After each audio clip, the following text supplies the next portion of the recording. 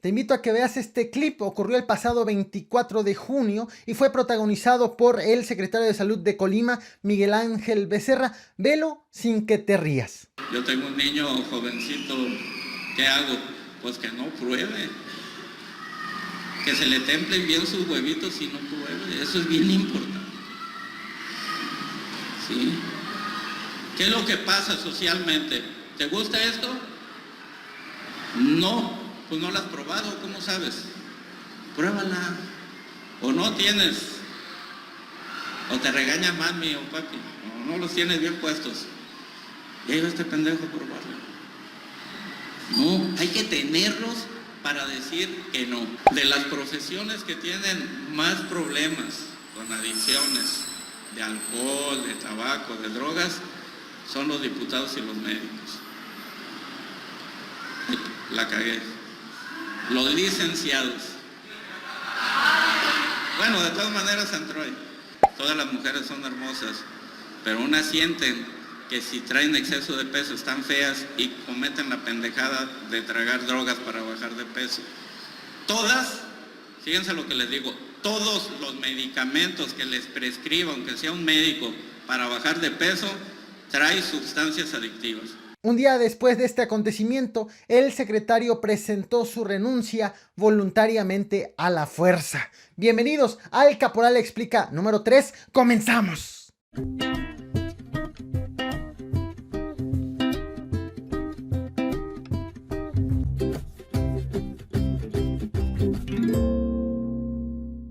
Primer acto, el IMER informa de recortes presupuestales y de la reducción de su plantilla laboral. Segundo acto, el gobierno federal dice que no va a tener el IMER recortes y que nadie será despedido.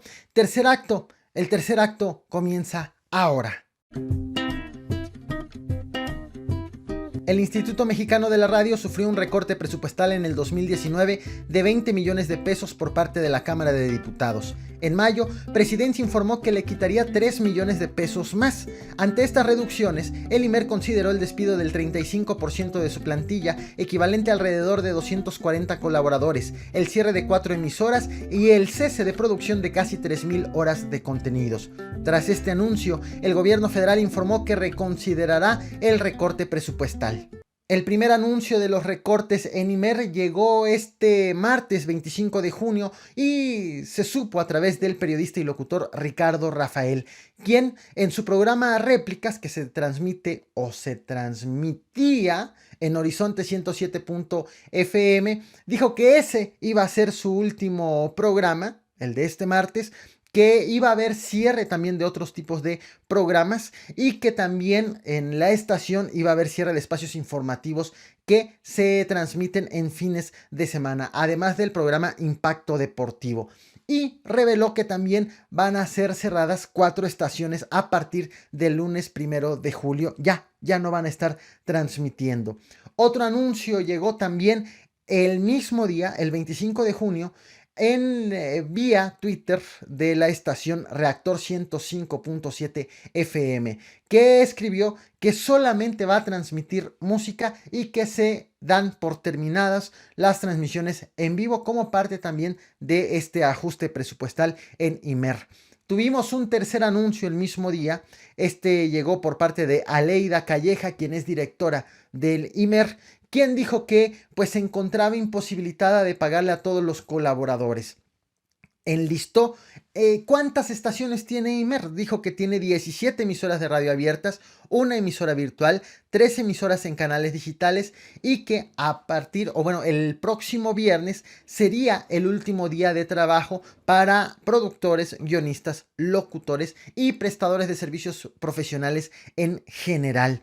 Aseguró que estas afectaciones por el recorte presupuestal también iban a llegar a la unidad de transparencia y a los acervos musicales que son patrimonio de la nación. En medio de estos anuncios hechos el martes 25 de junio, al día siguiente, es decir, este miércoles 26 de junio, le fue preguntado al presidente Andrés Manuel López Obrador en la conferencia matutina, pues cómo estaba el tema de los recortes presupuestales en IMER, a lo que respondió que iba a revisar este asunto, pues no estaba del todo enterado. Escuchemos parte de lo que dijo al respecto. IMER, que es el medio del Estado, sí. Y ayer la propia directora del IMER dice que por restricción presupuestal se van a dejar de transmitir muchos programas, que se despidieron más de 200 personas del propio IMER y que bueno, está siendo inviable que siga funcionando el IMER como tal. Entonces la pregunta es si se van a debilitar a los medios públicos. No, van a ajustarse medios públicos para que también haya austeridad, pero también de gente que ganaba poco, son sí, despidos. pero si son trabajadores, sí, que cumplen una función, se les va a respetar. Luego de esta declaración en la conferencia matutina, la directora del IMER, Aleida Calleja, ofreció entrevistas en diversos medios de comunicación en donde ratificó lo dicho el día anterior, confirmó los despidos, confirmó que desde mayo de este año han estado gestionando más recursos para el IMER ante la Secretaría de Hacienda y Crédito Público, pero no habían conseguido un peso más. Y como no tuvieron éxito, pues finalmente tomaron las decisiones que dio a conocer desde el pasado martes. Sin embargo, horas más tarde, que hubo un evento en Palacio Nacional relacionado con el fomento a la lectura y en donde estuvo también presente el presidente Andrés Manuel López Obrador, el secretario de Educación Esteban Moctezuma informó que va a gestionar recursos ante la Secretaría de Hacienda y Crédito Público para el IMER. Dijo que este 26 de junio va a tener una reunión con personal de esta secretaría para precisamente ver cuánto dinero le pueden dar al Instituto de Radiofónico. Y dijo que ante la austeridad van a pedir recursos no nada más para el IMER, sino también para otros programas y organismos descentralizados que han resultado afectados con esta política de austeridad. Dijo, el IMER no es el único, la austeridad afectó a varios rubros, a varias dependencias y organismos del gobierno, por lo cual se está abogando recursos, se está pidiendo recursos para el IMER. Por su parte, el vocero de la presidencia, Jesús Ramírez Cuevas, también informó lo mismo o dio información en el mismo tenor. Emitió un tuit que dice: en el IMER no se va a despedir a nadie, se respetarán los derechos laborales y se mantendrán sus programas. No se cerrará ninguna estación. El gobierno de México fortalecerá al IMER y a los medios públicos. Este tuit lo publicó este 26 de junio también por la tarde. La polémica llegó al Palacio Nacional porque precisamente en Palacio Nacional estuvo la directora del IMER y estuvo también el vocero de la presidencia. Llegaron medios ante la directora y le preguntaron, bueno, ¿cuál es la versión final si usted dice que ya gestionaron recursos ante la Secretaría de Hacienda y la SEP dice que apenas los van a gestionar? ¿Qué hay detrás de todo esto? Y lo que respondió, bueno, fue lo siguiente. Pero esto, ¿qué tiempo se está llevando? ¿Por qué si se va a resolver la situación? Se va a resolver antes del viernes, toda la situación económica y todas las deudas que se tienen por el recorte y se está replanteando. Como lo presentó el presidente de la... Muchos interpretaron esta entrevista y la participación del vocero de presidencia como una interrupción para impedir que la directora del IMER continúe dando su versión y pues tener una respuesta única, válgase la expresión, de forma oficial. Como reflexión final hay que destacar una serie de acontecimientos. De entrada, el anuncio de los recortes fue empleado obviamente y como era de esperarse por la oposición, la crítica de que esta política de austeridad haya llegado al IMER. Y habrá que también recapitular la serie de acontecimientos en orden cronológico. De acuerdo con lo expuesto por los servidores públicos, primero le fueron recortados recursos al IMER. Posteriormente se gestionaron recursos ante la Secretaría de Hacienda. No se obtuvo éxito, por lo que tuvieron que aplicar medidas como recortes de personal porque pues no iban a poder solventar este proyecto o estos proyectos. El anuncio de los despidos llegó finalmente a los oídos del presidente Andrés Manuel López Obrador, quien se mostró evidentemente sorprendido y dijo que, bueno, no necesariamente son esas las políticas que pretende impulsar desde su administración, sobre todo en materia de recortes salariales. Al decir que lo va a revisar, tuvimos una respuesta al menos coordinada desde la vocería y también desde la SEP, en donde dicen que van a gestionar recursos ante la Secretaría de Hacienda, algo que se supone que ya había ocurrido en meses anteriores y que el mismo IMER no había tenido éxito. Ahora nos dicen que lo van a hacer y un problema que se dio a conocer el pasado martes va a quedar resuelto en 3 días. Del martes al viernes finalmente se resolverá este conflicto, que va a concluir, según el vocero, en que no se va a despedir a nadie, en que no se va a recortar el contenido y en que pues finalmente van a tener los recursos necesarios para seguir operando como lo han estado haciendo hasta estas fechas. La pregunta entonces es, ¿qué ocurrió en torno del recorte del IMER? Un recorte real, existente, que todos reconocen su ejecución, pero que los efectos pues nomás no se ponen de acuerdo desde el Ejecutivo y no necesariamente desde Presidencia, sino desde las personas que trabajan en torno a Andrés Manuel López Obrador. Estaremos muy al pendientes de qué es lo que va a ocurrir el viernes y en qué condiciones va a quedar el IMER. ¿Tú qué opinas? ¿Qué ocurrió en torno de este caso? Bueno, no olvides dejar tu opinión en la caja de comentarios, reventar el botón de like. Muchas gracias a quienes ven el Caporal a cucharadas y gracias a quienes están viendo este programa completo, porque vamos con el siguiente tema.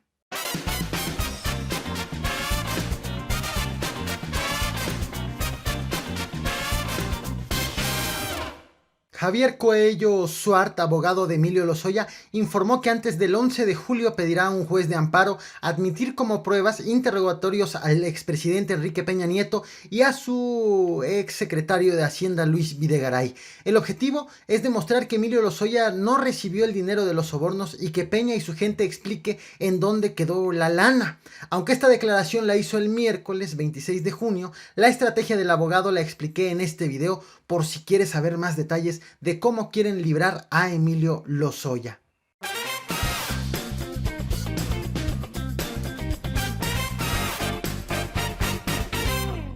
La organización del hijo de un poderoso empresario mexicano realizó un estudio que pretende poner en entredicho la administración de Andrés Manuel López Obrador. Las organizaciones mexicanas contra la corrupción y la impunidad y Causa en Común emitieron un informe en el que aseguran documentar que el gobierno de Andrés Manuel López Obrador ha incurrido en 31 acciones ilegales o de dudosa legalidad y ha impulsado leyes a modo que van en detrimento del Estado de Derecho. Mexicanos contra la corrupción y la impunidad es una organización presidida por Claudio X González Guajardo, quien está detrás de los 147 amparos que impiden el inicio de las obras en el aeropuerto de Santa Lucía. Este tema hay que analizarlo en dos partes. La primera, sobre el perfil de quien realiza este estudio, y la otra, ¿qué es lo que contiene este estudio? Comienzo por el perfil. Mexicanos contra la corrupción y la impunidad está presidida por Claudio X González Guajardo. Él es hijo del empresario Claudio X González Laporte. De acuerdo con el reportero de Proceso Álvaro Delgado, el padre, el empresario padre, trabajó para el gobierno de Carlos Salinas de Gortari, fue asesor incluso también de Ernesto Zedillo, del presidente sucesor Ernesto Zedillo Ponce de León, fue miembro también de la Fundación Televisa y lo considera un traficante de influencias e integrante de la cúpula empresarial en México. El hijo, quien preside precisamente esta organización, está detrás de los amparos que se han estado interponiendo en torno de la ampliación de los trabajos de construcción en el aeropuerto de Santa Lucía. Ahora sí, dicho este contexto, veamos qué es lo que contiene este estudio hecho por Mexicanos contra la Corrupción y la Impunidad y por Causa en Común. Me voy a enfocar en las acciones de ilegalidad que señalan, no en las acciones de dudosa legalidad, ni tampoco en otros rubros como la creación de leyes a modo. En cuanto a las acciones de ilegalidad que presuntamente han documentado, se encuentran la cancelación del nuevo aeropuerto internacional de México en Texcoco y el inicio de los trabajos en Santa Lucía como parte de una decisión tomada por el ahora presidente Andrés Manuel López Obrador. El inicio del Tren Maya sin tener los requisitos legales necesarios para que puedan pues dar comienzo. El reclutamiento anticipado de elementos para la Guardia Nacional. Aquí me detengo tantito. Este tema lo hemos abordado en este canal y vimos cómo en una conferencia matutina realizada en diciembre aproximadamente o enero, el presidente la dedicó para anunciar los trabajos de reclutamiento y en ese evento le preguntaron al presidente ¿por qué estaban reclutando si todavía no se aprobaba la Guardia Nacional, no se modificaba la Constitución y se creaban las leyes secundarias?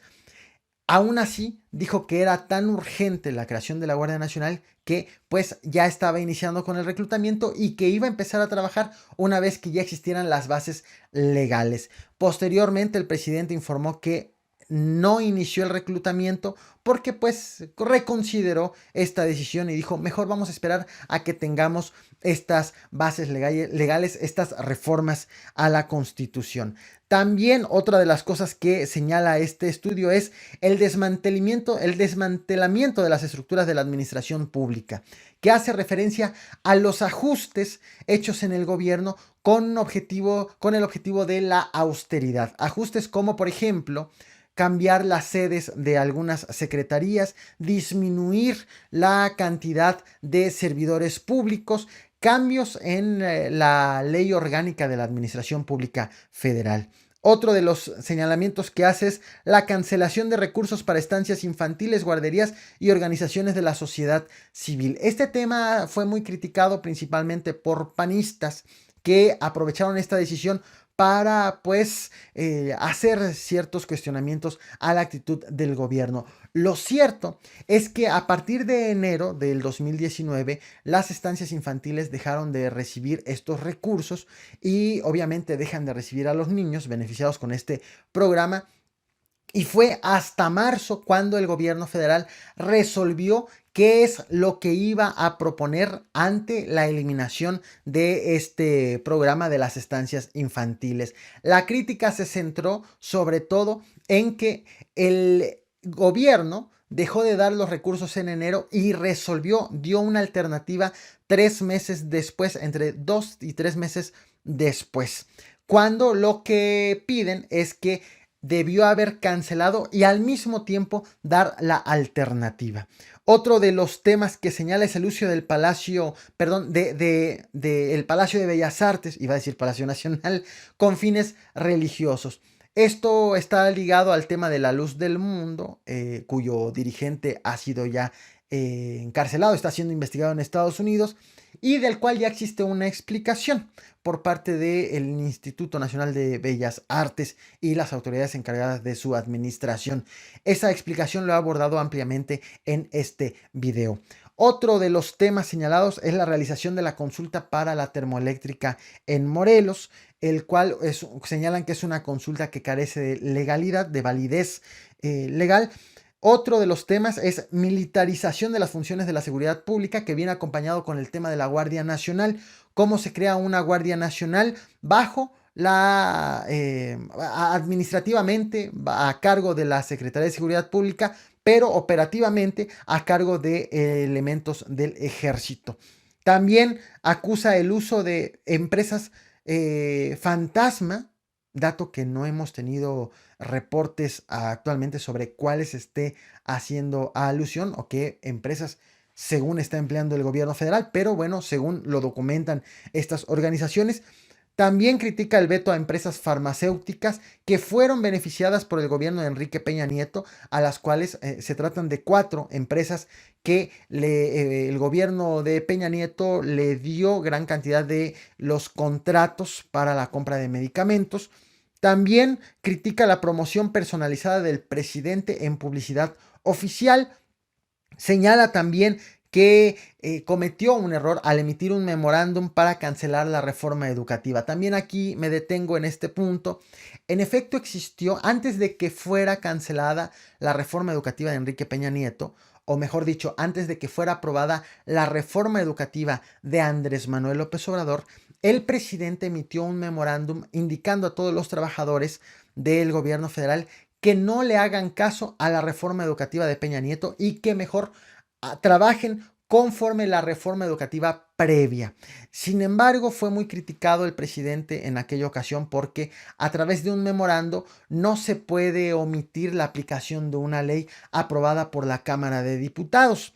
Y le preguntaron también en la conferencia matutina cómo era posible que se puede hacerle más caso a un memorando que a una reforma aprobada por los diputados. López Obrador consideró que un memorando bastaba para que se aplique esta indicación. Sin embargo, ya en la práctica, en realidad el gobierno, la administración federal, no hizo caso al memorando y se esperó unas semanas a que los legisladores finalmente aprueben la nueva reforma educativa, esta propuesta por Andrés Manuel López Obrador. Bueno, en este acontecimiento señala también estas organizaciones como parte de errores cometidos por el gobierno de López Obrador.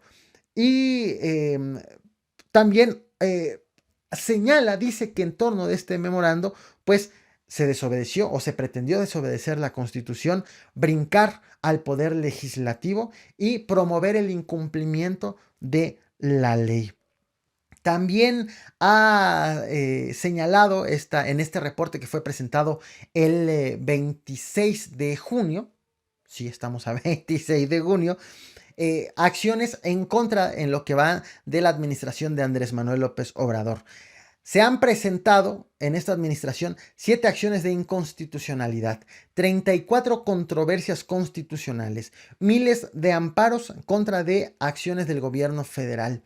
También ofrecieron otra serie de datos como que Andrés Manuel López Obrador incurre en 5 acciones ilegales en promedio al mes y que comparado con el gobierno de Enrique Peña Nieto, el gobierno actual tiene 393% más acciones de inconstitucionalidad y 259% más controversias constitucionales.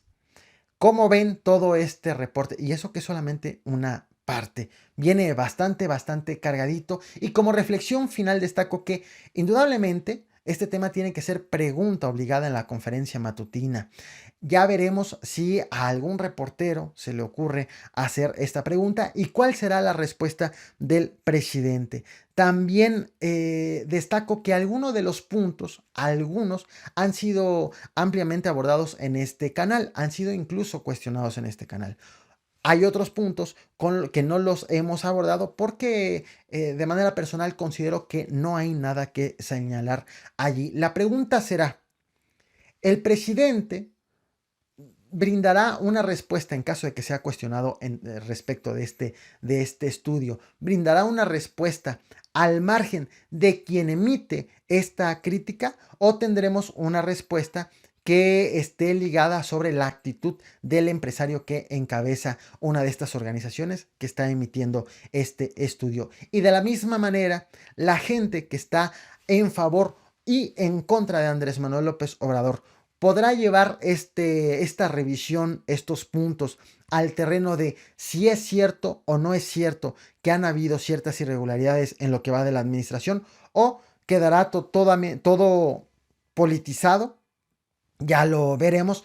En tanto, ¿tú qué opinas? ¿Debe de llevarse este estudio a un análisis al margen de quien está detrás del mismo o hay gato encerrado en todo esto? Bueno, no olvides dejar tu opinión en la caja de comentarios. Tu opinión es finalmente la más importante. Y no olvides reventar el botón de like. Muchas gracias por ver este video hasta el final. Para quienes ven el Caporal a Cucharadas y quienes están viendo el Caporal Explica 3, vamos con el siguiente tema.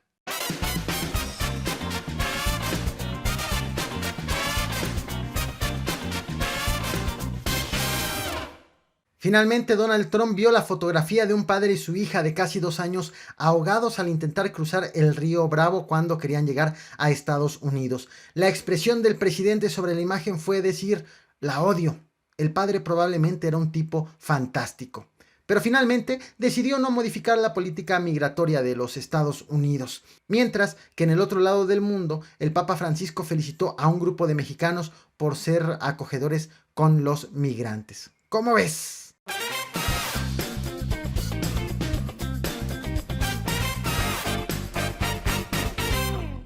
Al presidente Andrés Manuel López Obrador le están buscando hasta por debajo de las piedras y debajo de su yeta. Aunque es sabido que Andrés Manuel López Obrador se traslada en un Jetta, el Instituto Nacional de Acceso a la Información obligó a la presidencia a revelar cuántos vehículos ha empleado desde que ocupa el cargo como presidente. El reporte lo debe emitir debido a que un ciudadano ha hecho esta solicitud de información vía transparencia, cuya respuesta debe incluir el pago mensual de gasolina y de mantenimiento de las unidades. Durante una sesión del INAI nos enteramos de esta petición que hizo un ciudadano cuya identidad no se conoce. Resulta que el ciudadano pidió a presidencia conocer de cuántos vehículos dispone Andrés Manuel López Obrador para trasladarse de Palacio Nacional a su casa y viceversa, así como de qué vehículos dispone para las giras fuera de la Ciudad de México. La información debe de ser detallada. Los vehículos, cuánto cuesta, cuánto invierte en gasolina, cuánto le invierte en mantenimiento, entre otros gastos relacionados con sus traslados.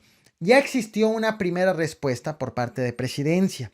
De acuerdo con el INAI, Presidencia respondió a través de la Dirección General de Recursos Materiales y Servicios Generales y a través de la Dirección General de Finanzas y Presupuesto.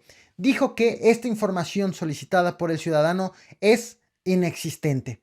No tiene ningún registro desde la Presidencia de la República de esta información, a pesar de que ya es sabido de viva voz por el mismo Andrés Manuel López Obrador.